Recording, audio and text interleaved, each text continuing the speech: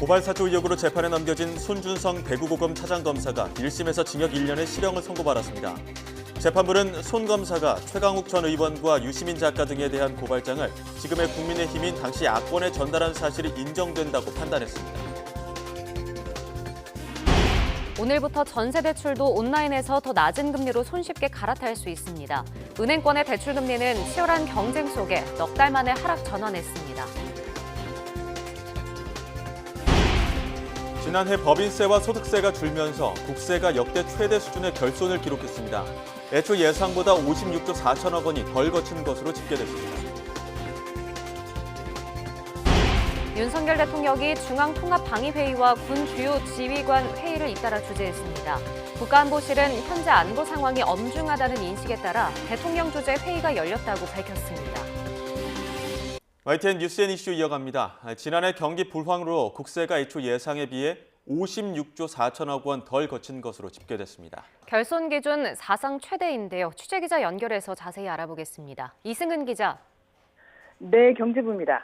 지난해 9월 세수 결손을 59조 1천억 원으로 재추계했는데 2조 7천억 원 정도는 더 거친 거죠?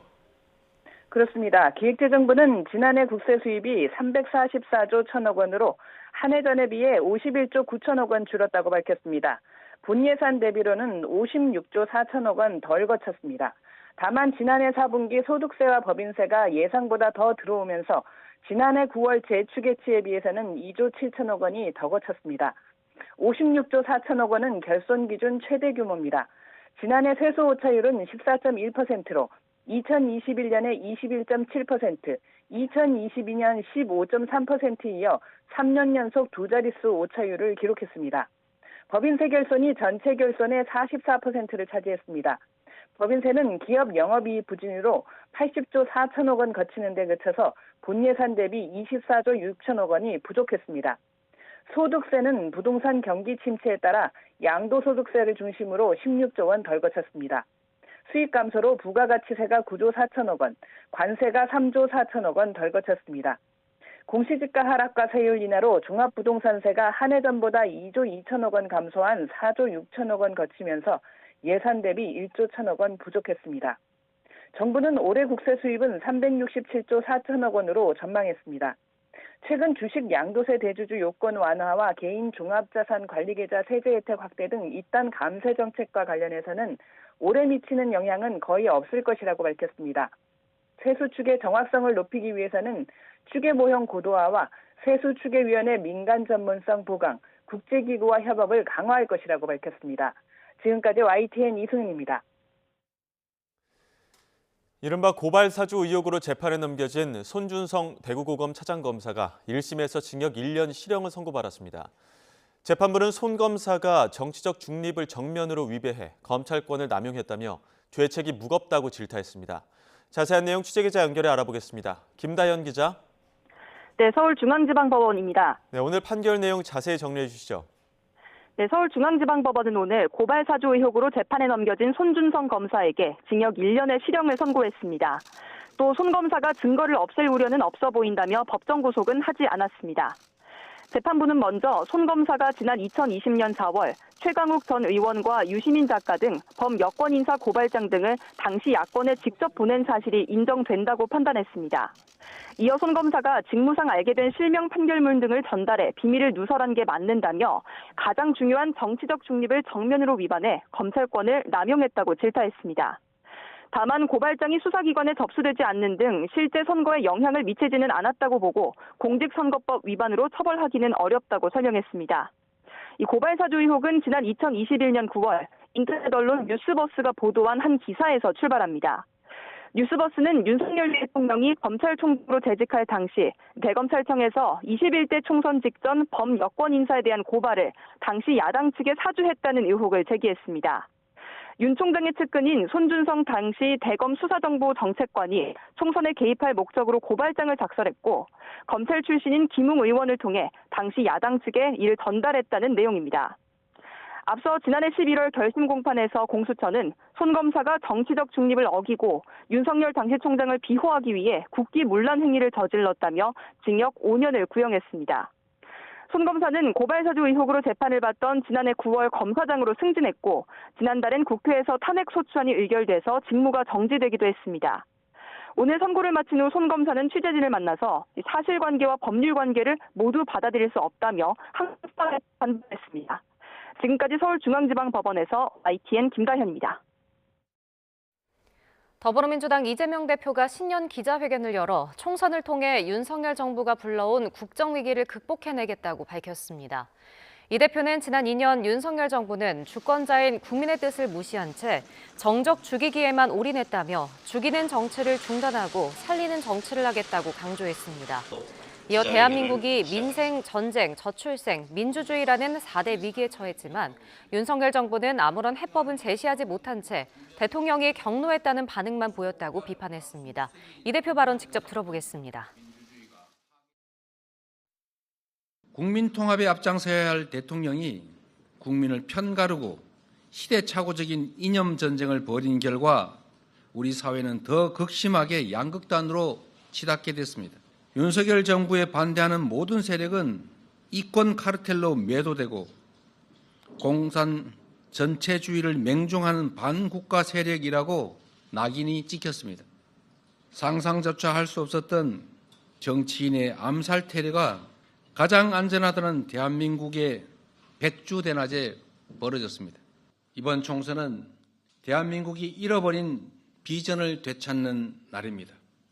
무너져가는 대한민국을 바로 세우는 마지막 기회입니다. 4월 총선은 우리 국민이 힘겹게 이뤄온 민생과 민주주의 평화를 다시 일으켜 세우고 지속 가능한 대한민국을 다시 만드는 날이 되어야 합니다. 국민의힘 한동훈 비상대책위원장은 경기도 수원시를 찾아 철도 지하화 총선 공약을 발표합니다. 철도 지하화는 윤석열 대통령의 대선 공약이기도 한데 윤 대통령과 한 위원장은 지난 29일 오찬회동에서 이 사안을 논의하기도 했습니다. 이른바 김건희 여사 리스크 등에 대한 이견은 일단 묻어두고 민생을 고리로 총선 승리를 위해 당정이 함께 가겠다는 의미로 풀이됩니다. 4월 총선을 앞두고 일찌감치 공천에서 배제될 현역 의원들에겐 이번 설 명절이 전혀 달갑지 않을 듯합니다. 여야 모두 연휴 전후로 대상자 윤곽이 드러날 예정이기 때문입니다. 보도에 박기환 기자입니다. 예비 후보자 공모 절차에 돌입한 국민의힘은 설 연휴 이후 후보자 면접 등 심사 일정을 확정하며 공천 작업에 속도를 내고 있습니다. 뇌물수수와 성범죄 등으로 형사처벌된 경우 심사에서 원천 배제하는 도덕성 기준 강화 방안까지 마련했습니다. 자연스레 면접과 당무감사, 교체 여론조사 등을 모두 합한 현역 의원 컷오프 지수 결과도 연휴 뒤에 나올 것으로 보입니다. 여기에서 하위 10%에 해당하는 의원 7명은 공천에서 아예 배제되고 하위 10%에서 30%는 경선 득표율에서 20%가 깎입니다. 현역 컷오프 지수로 곧 나올 겁니다. 이제 여론조사 끝났으니까 존중해 드려야 될 것 같아요. 왜냐하면 혹시 상처를 받을 수도 있고 우리가 의도되지 않았지만 한발 먼저 공천 작업에 들어간 민주당은 시기가 더 이릅니다. 사실상 컷오프 가능성이 큰 현역 하위 20% 명단이 다음 달 6일부터 진행되는 종합심사와 결과 발표 전에 개별적으로 통보될 것으로 알려졌기 때문입니다. 이르면 설 연휴 전에 공천에서 탈락하는 현역 의원 윤곽이 드러난다는 얘기입니다. 하위 20% 명단에 비명계가 다수 포함된다면 가뜩이나 고조되는 개파 간 신경전에 기름을 부을 수 있습니다. 친문 대 친명으로 격화되는 것을 그분들도 원치 않아 하기 때문에 그 프레임에 빠지는 거는 민주당이 필패하는 길이기 때문에요. 별로 옳은 방향은 아니라고 생각합니다. 거대 양당 공천에서 탈락한 현역 의원들은 세계 세력으로 대편된 제3지대로 이탈할 가능성도 있습니다. 기호 3번 효과를 노리고 영입 경쟁이 치열한 만큼 각 세력의 영향력 확대 여부에 변수가 될 거란 전망입니다. YTN 박견입니다. 윤석열 대통령이 이태원 참사 특별법에 대해 거부권을 행사한 가운데 여당은 법의 독소 조항을 비판했죠. 민주당은 여당 변화가 없으면 2월 국회에서 재의결한다는 방침인데요. 국민의힘 소속 윤희숙 전 의원은 우리 사회의 어떤 부분이 부족한지를 찾는 데 방점을 둬야 한다면서 일단 논쟁을 접어야 한다고 강조했습니다. 다만 현 법안처럼 개인에게 책임을 묻는 게 중요한 건 아니라고 덧붙였습니다. 들어보시죠. 정부 여당은 이 조사를 아예 안 할 생각인가? 거기에 대해서는 저는 불만이 있어요. 뭐냐면 해야 됩니다. 왜냐하면 우리가 지금 우리 사회가 뭐가 미비하고 어떤 제도적으로 우리가 아직 안 갖고 있는 게 무엇인가를 알아야 돼요. 그거는 누구 잘못한 사람을 골라내려고 하는 게 아니에요. 우리 사회가 어느 부분이 준비가 안 돼 있는가. 그 얘기는 뭐냐면 지금 이 법 안에서 얘기하는 강제 구인 조항 같은 거 이런 거는 굉장히 뭔가 책임을 개인에게 물으려고 하는 거잖아요. 그리고 여당목, 야당목 지금 이런 거 편향성을 얘기하는 거 이런 얘기 자체를 그만해야 된다는 얘기입니다. 제 얘기는. 이태원 조사 특별법이 공정성을 훼손하고 있다는 건 여당 주장이죠. 특조위 조사 위원 11명 중 야권 추천 인사가 7명이기 때문이라는 이유였습니다. 하지만 민주당은 국회의장 추천목까지 야권 추천 인사라는 건 억지라고 반박하고 있습니다. 원래 이제 여당에서는 유가족분들이 그 위원회에 위원을 추천하는 것이 문제가 있다라고 문제 제기를 해왔었어요. 네. 아니 지금 독소 조항이라고 얘기하는 것이 진짜 독소 조항이면 협상을 하겠는데 제가 지금 설명드린 것처럼 과거의 진상규명위원회들에서도 다 행사됐던 권한을 갑자기 위헌적이라고 얘기한다거나, 그죠? 국회의장이 야당이라고 지목을 하면서 국회의장이 추천하니까 안 된다라고 얘기한다고. 국회의장 추천 안 하면 누가 추천하겠다는 겁니까? 그러니까 말이 안 되는 얘기들을 자꾸 하고 있거든요. 그래서 이런 이야기까지 저희들이 응해가면서 협상을 해야 되는지에 대해서는 매우 회의적입니다. 한편 이준석 대표의 러브콜을 거절하고 국민의힘 잔류를 선언한 유승민 전 의원. 당내에선 유 전 의원의 역할론이 대두되고 있는데요. 이에 대해 권영세 의원은 유승민 전 의원이 보다 명확하게 입장을 밝혀야 한다고 언급했습니다. 공천 신청을 안 하겠다는 말이 묘한 뉘앙스를 풍겼다는 건데요. 그러면서도 유 전 의원이 어떤 방식으로든 총선의 보탬이 될 수 있을 것이라며 기대를 드러냈습니다. 유승민 의원이 공천 신청 안 하겠다라고 좀 묘하게 뉘앙스를 풍기긴 했습니다만은 공천심사위원회에서 공적으로 혹은 비대위원회에서 공적으로 판단할 문제이긴 하겠지만 우선은 이 유승민 의원이 좀 더 분명하게 해줬으면 좋겠고 또 유승민 의원이 어쨌든 당에 대해서 좀 너무 비판적인 얘기만 하는 부분에 대해서는 저도 좀 옳은 방향이라고 생각은 하지 않습니다만은 그래도 어쨌든 당에 보탬이 될 수 있는 사람인 만큼 유승민 의원이 총선 과정에서 어떤 형식 후직적 후보로 나서든지 아니면 다른 방식으로 좀 도울 일은 있을 수 있다 이렇게 생각을 합니다. 민주당에서는 과거 친문 저격수로 불린 이현주 전 의원이 관심입니다. 복당 문제를 놓고 여러 목소리가 나오고 있는데요. 홍익표 원내대표는 복당과 관련해 오해가 있다고 해명했습니다.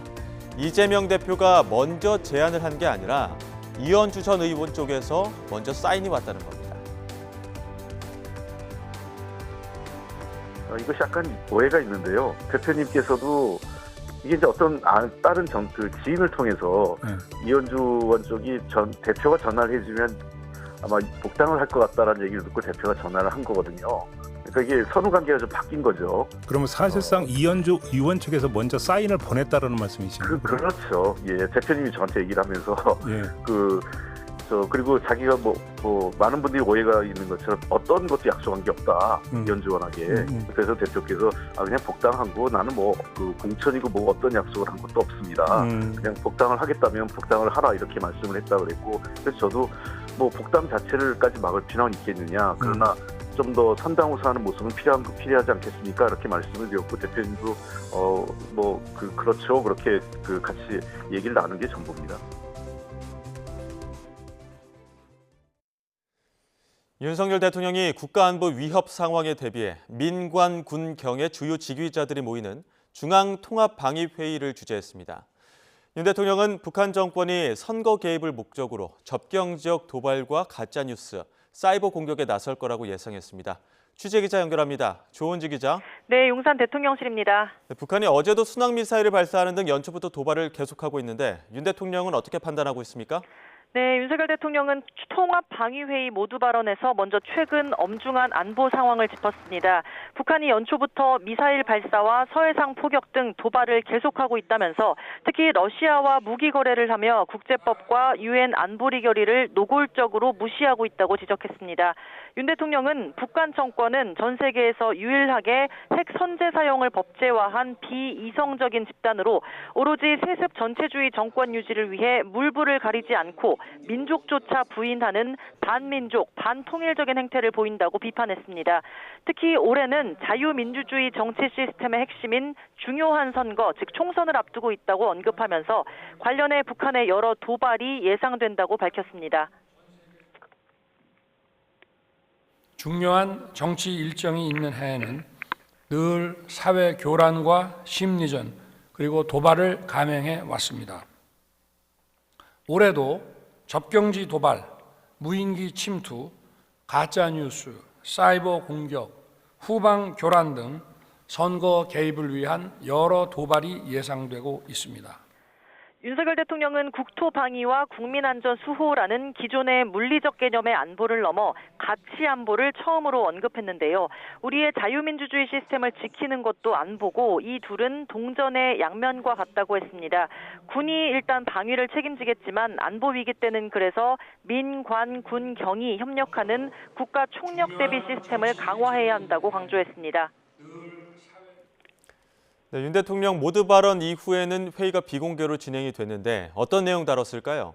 네, 오늘 통합방위회의는 북한의 도발 시나리오를 상정해 실전 대응을 점검하는 내용으로 기존과는 방식이 대폭 달라졌다고 합니다.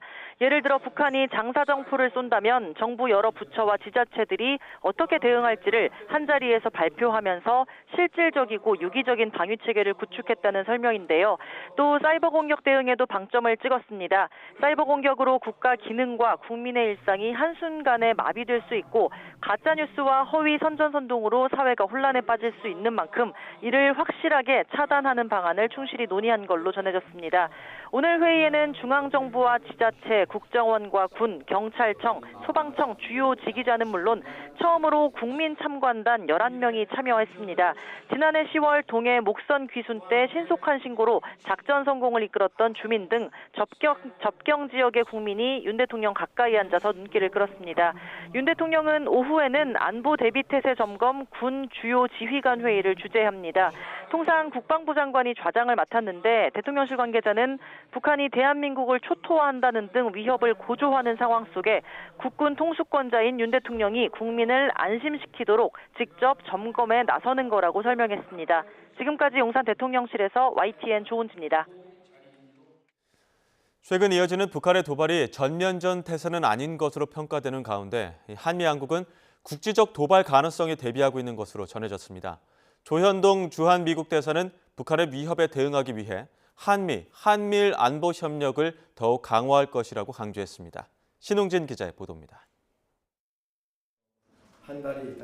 조현동 주미대사는 워싱턴 DC에서 열린 간담회에서 최근 수위를 더해가는 북한의 도발을 주목하고 있다고 말했습니다. 연말 연초 북한은 당 전원회의와 각종 담화를 통해 남북관계를 교전국 관계로 규정하고 전쟁과 한국 점령을 위협하였으며 핵미사일 능력 고도화를 계속할 것임을 명백히 하였습니다. 한미 양국은 북한이 최근 고강도 대남 위협을 이어가고 있지만 전면전을 준비하고 있는 듯한 정황은 발견되지 않고 있다는데 공감대를 형성한 것으로 전해졌습니다. 북한이 러시아에 포탄, 탄도미사일 등을 대거 공급한 상황도 전쟁 준비를 하는 나라의 행동으로 보기는 어렵다는 판단입니다. 그럼에도 연평도 포격 같은 국지적이고 기습적인 무력 도발이나 기존과는 다른 형태의 도발을 감행할 가능성은 배제할 수 없다며 이에 대비하고 있는 것으로 알려졌습니다. 한미 당국 외에 많은 전문가들도 북한의 도발 가능성을 경고하고 있습니다.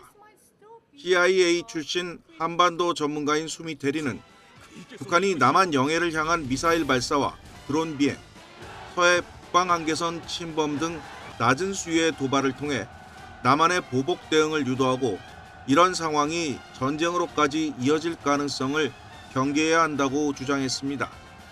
로버트 아이논 전 국무부 비확산 군축 담당 특별보좌관은 미국 평화연구소 기고에서 한미가 북한의 비핵화라는 목표를 잠시 내려놓고 위험 감소에 집중하라고 조언했습니다. 정부는 한미일 간 공조를 강화해 북한 도발에 대응할 것이라고 강조했습니다. 우리는 북한이 도발과 위협에 절대로 동요하거나 굴복하지 않을 것입니다. 오히려 이는 한미 간 대응 태세 그리고 한미일 안보 협력을 더욱 강화하는 것으로 귀결될 뿐이라는 사실을 더 잘 인식하도록 할 것입니다. 정부는 지난해 8월 캠프 데이비드 한미일 3국 정상회의에 이어지는 후속 회의를 한국에서 개최한다는 구상하에 미국 대선 일정 등을 고려해가며 추진할 예정인 것으로 전해졌습니다. YTN 신홍진입니다.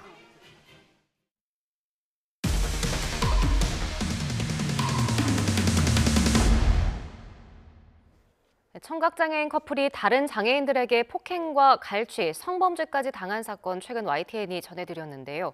이번엔 지적장애가 있는 남성이 억대 사기 피해를 봤다는 신고가 접수돼 경찰이 수사하고 있습니다. 장애인 권익옹호기관에서 조사한 결과 가해자들은 치매를 앓은 남성의 어머니 재산까지 가로챈 것으로 드러났습니다. 양동훈 기자가 단독 보도합니다.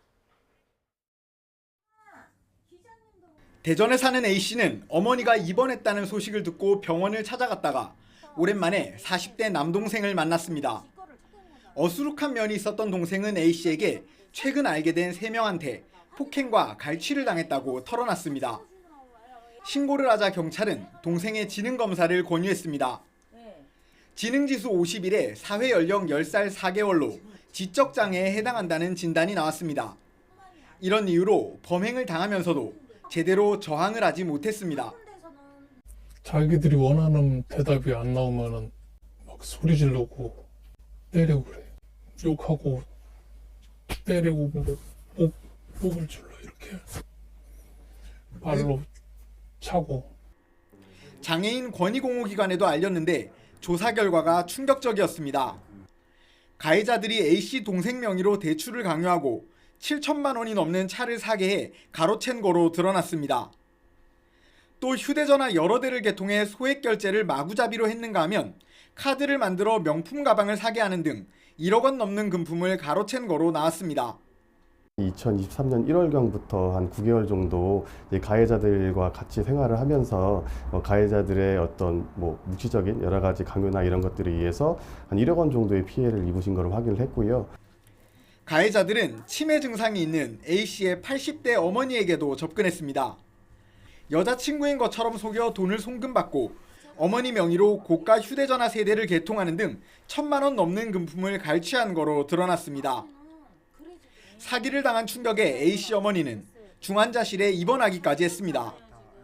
당뇨에 천식에 합병증에 지금 오셨어요. 그 돌아가실 뻔한 거 살려는 거예요. 젓가락 공장 밤새 잠 못 자가면서 돈 버는 돈을 노인네한테 거짓말을 해가지고 사기를 쳐서. 고소장을 접수한 경찰은 감금과 폭행, 사기, 사문서 위조 등 혐의로 가해자들을 입건해 수사하고 있지만 피해 회복은 불확실한 상황입니다. YTN 양동훈입니다. 길 가던 사람들에게 무차별적으로 흉기를 휘둘러 4명을 죽거나 다치게 한 신림동 흉기난동범 조선이 1심에서 무기징역을 선고받았습니다. 서울중앙지방법원은 오늘 오전 살인과 살인미수 혐의 등으로 재판에 넘겨진 조선에게 무기징역을 선고하고 위치 추적 전자장치 30년 부착을 명령했습니다. 재판부는 조선이 극도로 잔혹한 범행을 저질러 상경한 청년이 꿈을 펼쳐보지도 못하고 숨진 데다 전국 각지에서 이상동기 범죄를 촉발했는데도 진지하게 반성하는지 의문이라고 질타했습니다. 제주에서 낚싯줄과 낚싯바늘이 몸에 감긴 새끼 제주 남방 큰 돌고래에 대한 구조 작업이 이틀 동안 진행됐습니다. 첫날 꼬리에 감긴 낚싯줄 2.5m가량을 제거했는데요. 이튿날인 어제는 몸통에 감긴 낚싯줄 제거 작업을 시도했지만 끊지 못했습니다. 제주 연결해서 내용 알아보겠습니다. 고재영 기자. 네, 제주 취재본부입니다. 네, 먼저 새끼 제주 남방 큰 돌고래가 낚싯줄 등에 감긴 채 발견된 게 언젠가요? 네, 새끼 제주 남방 큰 돌고래가 몸에 낚싯바늘과 낚싯줄이 감긴 채 발견된 건 지난해 11월입니다. 제주대 돌고래 연구팀과 다큐 제주가 처음 발견했을 때는 꼬리 뒤에 길게 낚싯줄이 걸린 것만 목격됐었는데요. 추가 관찰 결과 새끼 제주 남방 큰 돌고래 주둥이 오른쪽에는 낚싯바늘이 걸려 있고 연결된 낚싯줄이 살을 파고들어 몸통을 거쳐 꼬리에 감겨 있는 게 확인됐습니다. 낚싯줄에 감긴 새끼 남방 큰 돌고래는 제주 종달 근처에서 발견돼 종달이라는 이름이 붙여졌는데요. 전문가들은 종다리가 먹이 활동 또는 기생충 등으로 바닥에 몸을 비비다가 낚싯바늘이 주둥이에 걸린 것으로 추정하고 있습니다. 지난달 말 종다리의 상태가 나빠진 게 확인돼 긴급 구조가 필요해졌습니다. 네, 종다리 구조 작업이 월요일부터 이틀 동안 진행이 됐었는데 구조 상황은 어떻습니까? 네, 종다리는 멸종위기종인 제주 남방 큰 돌고래입니다. 제주 남방 큰 돌고래는 제주 연안에 100여 마리만 살고 있는데요. 국제적으로도 희귀종이어서 보호가 절실한 상황이었습니다. 핫핑크 돌핀스와 해양동물 생태보전연구소, 돌핀맨 등 제주 돌고래 긴급구조단이 그제인 지난 22일부터 종다리 구조 작업을 시작했습니다. 구조단은 돌고래와 구조 인력 모두 다칠 수 있기 때문에 포획 대신 장대를 이용해 낚싯줄 제거를 하고 있다고 밝혔는데요. 직접 내용 들어보시겠습니다. 부분이고요. 그래서 서로 안전하게 그 낚싯줄을 제거할 수 있는 방법은 여러 전문가들의 논의 끝에 이렇게 이제 장대로 저희가 조심스럽게 다가간 뒤에 낚싯줄을 끊어주는 것, 이거에 현재로서는 최선이다. 그렇지만 만약에 돌고래의 네, 구조 첫날 목표는 종다리의 유형을 방해해온 꼬리 쪽 낚싯줄을 제거하는 것이었는데요. 다행히 낚싯줄 일부를 제거하는 데 성공했습니다. 수거한 낚싯줄은 길이 2.5m가량으로 해조류 등이 붙어 있었습니다. 앞에서 말씀드린 것처럼 종다리 주둥이에 낚싯바늘이 걸려 있고 연결된 낚싯줄이 꼬리까지 감겨 있는 상태인데요. 제거 전까지는 이 낚싯줄이 종다리가 유영할 때 저항으로 작용하면서 낚싯줄이 살 속으로 파고들어 고통을 주고 있었습니다. 구조단은 제거 이후 종다리를 관찰한 결과 운동성이 훨씬 좋아진 것을 확인할 수 있었다고 밝혔습니다. 네, 일단 일부는 제거가 됐는데 몸통에 있는 낚싯줄 제거는 아직 하지 못했다고요? 네, 그렇습니다. 꼬리 쪽 낚싯줄을 제거하고 다음 날인 어제 바로 몸통에 있는 낚싯줄 제거가 시도됐는데요. 하지만 운동성이 좋아진 종다리가 물속에서 빠르게 헤엄치는 등 작업이 쉽지 않았습니다. 결국 오전 8시 반부터 7시간가량 진행된 제거 작업은 낚싯줄을 끊지 못하고 마무리됐습니다. 구조단은 몸쪽에 있는 낚싯줄이 지금은 팽팽하지 않지만 앞으로 종다리의 성장 방해 요인이 될 것으로 보고 있습니다. 돌고래 성장 속도를 봤을 때 한 달 뒤면 종다리의 몸이 자라면서 느슨해진 낚싯줄이 팽팽해져 위협이 될 수 있기 때문에 제거가 필요한 상황입니다. 구조단 인터뷰 직접 들어보시겠습니다.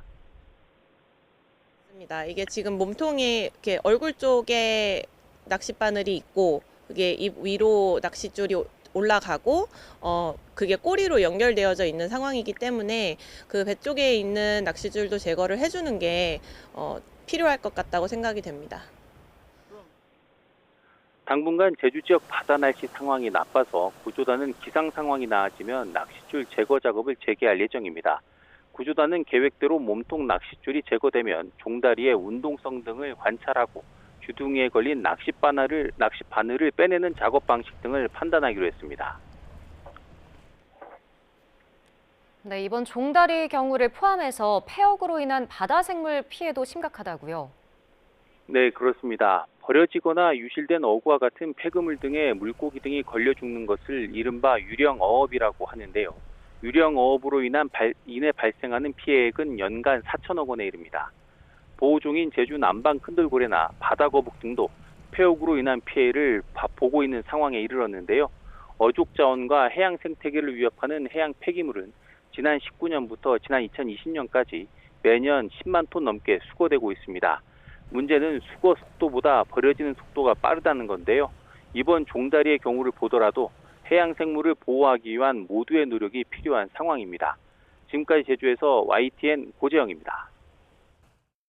신용대출과 주택담보대출에 이어 전세대출도 오늘부터는 온라인에서 더 낮은 금리로 손쉽게 갈아탈 수 있습니다.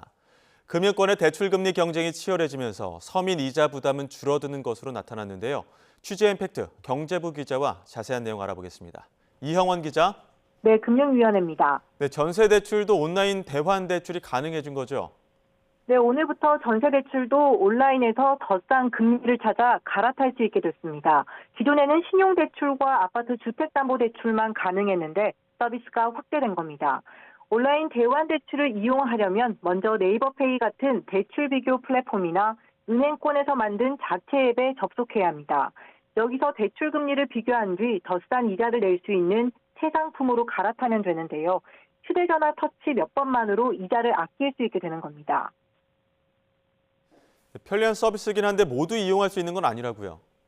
네, 한국주택금융공사 등 보증기관이 보증한 대출에만 적용됩니다. 또 전세대출을 받은 지 석 달이 지나야 하고 계약 기간이 절반 이상 남아 있어야 합니다.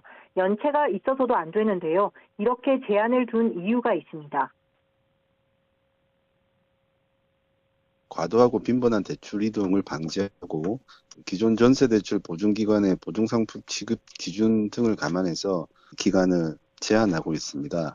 전세 임차 계약 기간이 2분의 1이 도과한 이후에도 전세대출을 갈아탈 수 있도록 이런 기준을 적용하면 현재 170조 원에 달하는 전세대출 가운데 갈아타기 대상은 120조 원 규모가 될 것으로 추산됩니다. 금융위원회는 올해 하반기부터 이 같은 제한을 완화해 적용 대상을 늘려나갈 방침입니다. 이자를 아낄 수 있다 보니 신청도 몰릴 것 같은데 어떻습니까? 오늘부터 서비스가 시작된 만큼 앞으로 추이를 봐야 정확히 알 수 있는데요. 먼저 진행된 상품들을 보면 큰 인기를 끌었습니다. 지난 9일부터 이루어진 아파트 주택담보대출 갈아타기는 14영업일 만에 신청액이 3조 원에 육박합니다. 지난해 5월 말 시작한 신용대출 갈아타기 규모는 2조 7천억 원이 넘습니다. 고금리의 이자 부담을 조금이라도 줄이려는 차주들이 크게 호응하고 있는 겁니다. 네, 기존 대환대출로 아낀 이자 규모는 얼마나 되죠? 실제로 갈아타기가 완료된 승인의 기준으로 살펴볼까요? 이 아파트 주택담보대출은 평균 1.55%포인트 금리 하락 효과가 있었는데요. 한 명이 1년에 아낄 수 있는 이자 평균액으로 보면 298만 원에 달했습니다. 신용대출도 평균 1.6%포인트 금리 하락 효과로 1인당 연간 57만 원을 아꼈습니다. 전세대출까지 서비스가 확대되면서 서민 이자 절감 효과는 더 커질 것으로 기대되는데요. 금융당국도 갈아타기 흥행으로 은행권 경쟁이 치열해져 대출금리 인하 효과를 보고 있다고 평가했습니다. 실제로 은행권 대출 금리가 내림세로 돌아섰죠? 네, 넉 달 만에 하락 전환했습니다. 한국은행이 오늘 발표한 가중평균 금리 통계에서 확인된 내용인데요. 지난해 12월 예금은행의 전체 대출 평균 금리는 연 5.14%로 11월보다 0.12%포인트 내려갔습니다. 가계대출 금리 내림폭이 컸는데요. 직전 달보다 0.22%포인트 떨어진 4.82%로 집계됐습니다. 특히 주택담보대출 금리는 2달 연속 내림세를 이어갔습니다. 이 같은 하락세는 주택담보대출 금리를 정할 때 기준이 되는 은행채 5년물 금리가 떨어졌기 때문입니다. 주택담보대출 온라인 대환대출이 이번 달 9일부터 시작된 만큼 이 영향은 아직 반영되지 않았습니다. 이에 갈아타기 서비스 확대로 은행권이 앞다퉈 금리 인하에 나서면 대출 금리 내림폭이 더 커질 수도 있습니다. 지금까지 금융위원회에서 전해드렸습니다. 인감증명서 발급받으려고 직접 도장 들고 주민센터 가는 경우 많으셨을 텐데요. 앞으로는 이런 불편함이 줄어들 것으로 보입니다. 인감증명서 제도가 도입된 지 110년 만에 디지털로 바뀌게 됩니다. 인감증명서는 본인 도장을 미리 신고해놓고 증명서 발급을 통해 자신이 신고한 도장이라는 걸 증명해주는 서류죠. 지난 1914년에 도입돼서 현재 우리나라와 일본, 타이완 이렇게 3개 나라에서만 운영되고 있습니다. 인감증명서는 보통 부동산 거래나 금융기관에서 대출받을 때, 또 자동차를 사고 팔 때 필요했습니다. 그런데 주민등록등본이나 가족관계 증명서 등과는 달리 직접 주민센터를 방문해야만 발급받을 수 있어서 불편이 컸습니다. 실제로 지난해 인감증명서가 2,984만 통이 발급됐는데 이 가운데 90%에 육박하는 2,668만 통이 부동산 등기나 금융기관 제출 등 일반적인 업무용이었습니다.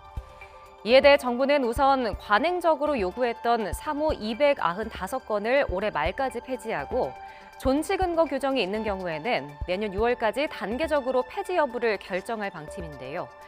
이렇게 되면 올해 말까지 전체 인감증명 사무 중에서 60%가량이 폐지되고 내년 상반기 중에는 82% 상당이 정비될 전망입니다.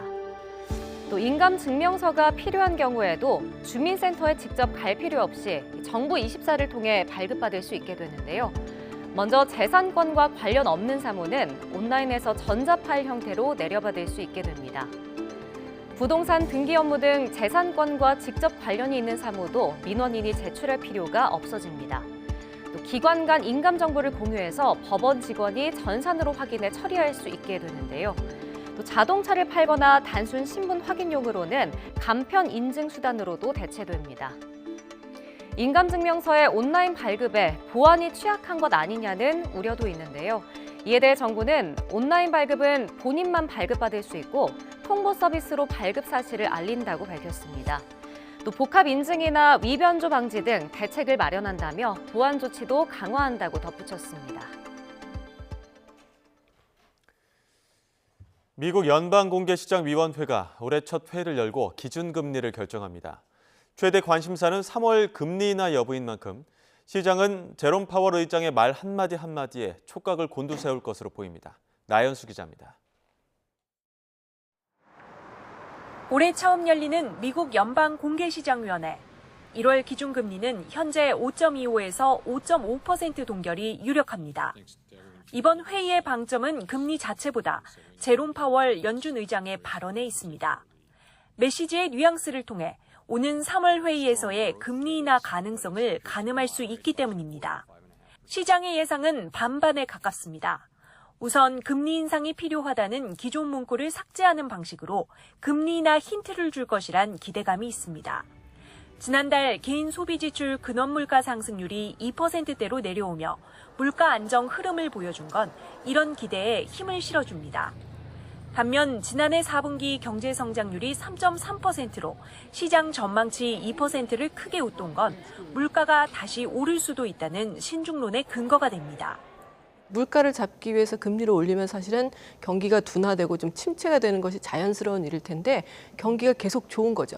그러니까 경기가 계속 좋으니까 경기가 침체되는 것을 우려해서 금리를 인하할 필요는 없는 것이고요. 이창용 한국은행 총재는 앞서 지난달 파월 의장의 메시지를 한층 보수적으로 해석하기도 했습니다. 인하 논의를 본격적으로 시사한 것은 아닐 수도 있다라는 조심스러운 관측으로 보고 있습니다.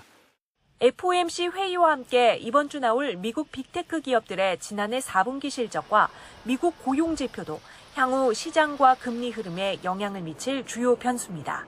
YTN 나연수입니다.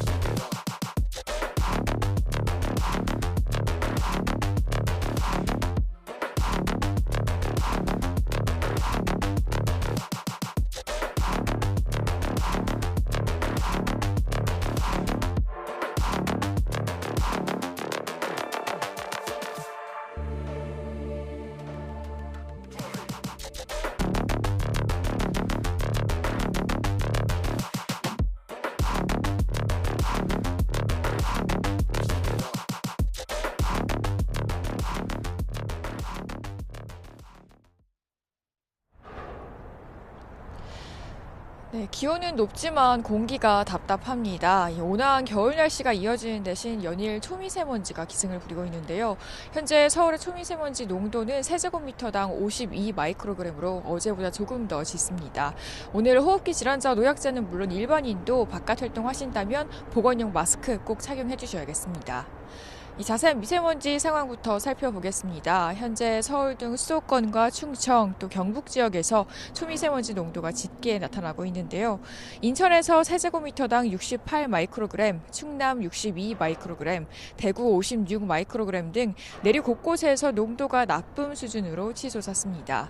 수도권과 충청, 경북과 전북 지역에서는 오늘 종일 미세먼지용 마스크 착용해 주시기 바랍니다.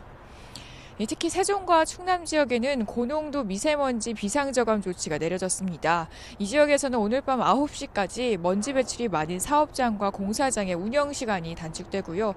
공공기관 차량 2부제가 시행됩니다. 또 배출가스 5등급 차량의 운행도 제한되는 점 참고하셔야겠습니다. 오늘 먼지만 아니라면 전국 하늘에 구름만 가끔 지나는 가운데 낮 동안 제주도에는 약한 비가 지나는 곳이 있겠습니다.